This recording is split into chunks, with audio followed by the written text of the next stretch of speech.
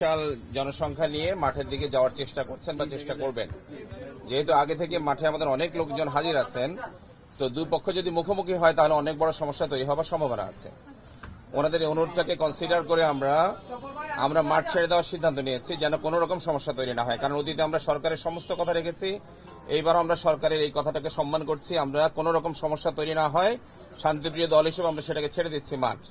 মাঠ ছেড়ে দেওয়ার জন্য আমি আমাদের সাথীদেরকে বলছি এবং যারা আছেন সাধারণ জনগণ তাদেরকেও বলছি, মাঠটা ছেড়ে দিয়ে আমরা কামারপাড়া রোড দিয়ে আমাদের পশ্চিম পাশে যে মার্কাজ আছে, মার্কাজের দিকে আমরা সেখানে দিকে গিয়ে যার যার মতো করে আমরা সেখানে সিদ্ধান্ত নিয়ে যার যার মতো করে চলে যাব। আর এই কামারপাড়া দিয়ে বের হওয়ার জন্য, ব্রিজ দিয়ে বের হওয়ার জন্য যাবতীয় আইনশৃঙ্খলা রক্ষাকারী বাহিনী যাবতীয় সহযোগিতা আমাদেরকে করবেন, ওনারা ওখানে সেফটি সিকিউরিটি এনশিওর করবেন।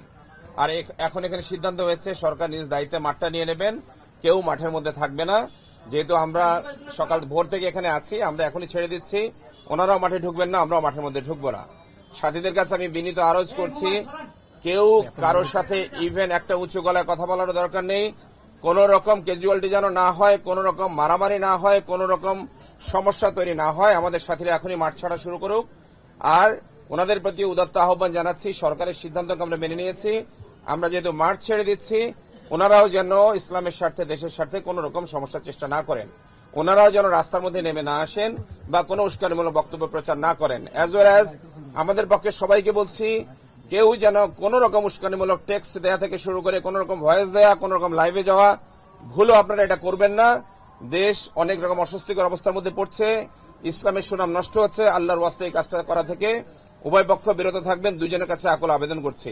মারা গেছেন, আহত হয়েছেন, কোন পক্ষের কে ছিলেন না ছিলেন, এগুলো চেয়ে এই মুহূর্তে অনেক বেশি জরুরি যারা মারা গেছেন আল্লাহ তাদেরকে মাফ করে দিন। যা হয়েছে এই তথ্যটা এখন না জেনে এর চেয়ে অনেক বেশি জরুরি আমাদের কাজ করতে দিন, যেন সহজে সবাই বেরিয়ে যায়, যেন আর কোনো প্রবলেম তৈরি না হয়। কারণ আপনাদের সাথে আমাদের কথা বলার সুযোগ আছে আরো।